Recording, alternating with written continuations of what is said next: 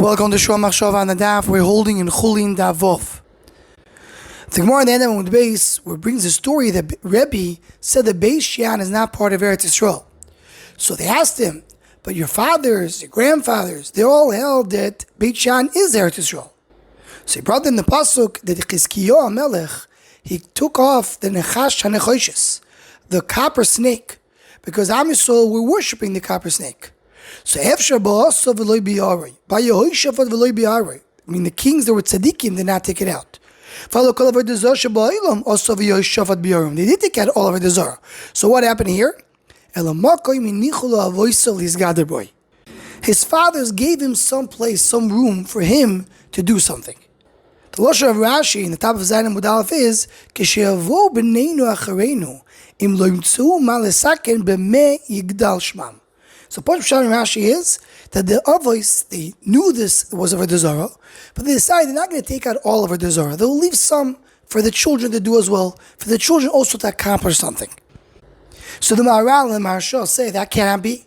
It can't be that purposely they will not take out of a Zara in order just to give place for their children to have something to do. So the Maharshal already explains in Rashi, they didn't do it purposely. But meaning, lo hirgishu badover, meaning HaKadosh Baruch Hu was Mesoiviv that they didn't feel the problem of having Nechash and Nechoshes because Kaddish Gadol Shmeim B'noi. The Maharal also says Chas v'Shalom that they're going to do it purposely, but Shelo Yalim Siyata D'Shmaya She'aleh Libom Dover Zeh. They didn't have the Siyata D'Shmaya to think, maybe we should remove the Nechash and Nechoshes. And the Maharal explains more because Nechash and Nechoshes wasn't done for the purpose of the Zara.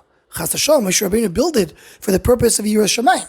So the fact that afterwards someone came and worshipped it doesn't make it ever desire. That's what they thought. But says the Maharal, at the end of the day it was a michshor. You have to remove the michshor from in front of people. Concludes the Maharal and says, to me that's what Rashi means. Not that they purposely did not take out Nechash and Nechoshes, but there was nichelu that there's some things they're not going to realize. Some things they won't have siyata d'shmaya to come and realize, so the children will also have a place to do something. And says, with this we understand, Tosfos is asking a question, that the Gemara in Shabbos says that the Bamos were not removed. The Bamos in the time of Shlomo HaMelech were not removed, and the Gemara asks, why didn't they remove them? So asks Tosfos, why the Gemara did not answer? Says the Maharal, if there's an Aveiro, when it's clearly something wrong, you don't say that the fathers allow the sons to do it, and then they won't fix his Aveiro. The Ben Yoyada says very similarly, he says, that obviously it wasn't that they knew about it and they were lazy, but meaning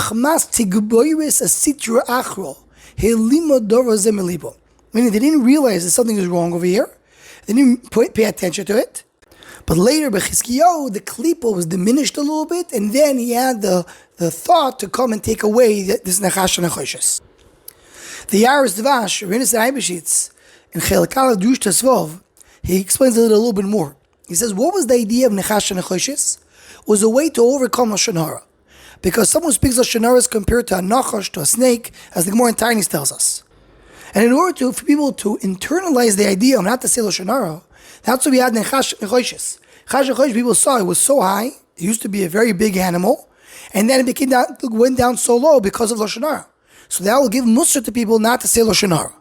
So he says that's the reason they didn't remove it, because there was a toyelis from the Nechash and Nechoshes that they couldn't take away. But once it came to the generation of Chizkiyahu, where everybody knew Torah back and forth, so he didn't need any more Nechash and Nechoshes to remind people of Lashon Hara.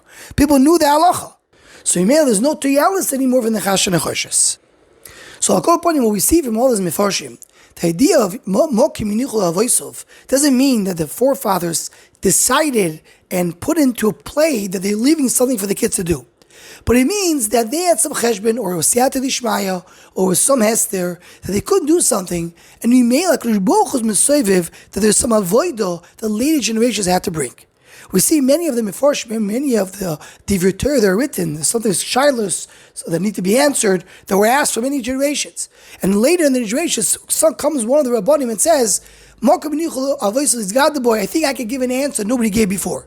And it's a similar idea. Because Baruch Hu gave every single person a mokum in Torah, a mokum in the world to come and create something. We have our own chelik. So the ones before not always see and understand and have the thought of what later generations will have. That's part of the Siyata Dishmaya, to give each person in each generation what he needs to accomplish and needs to bring to the world. Anyone who wants to join or sponsor the Shom HaShava Shirim, please email shomhashava@gmail.com.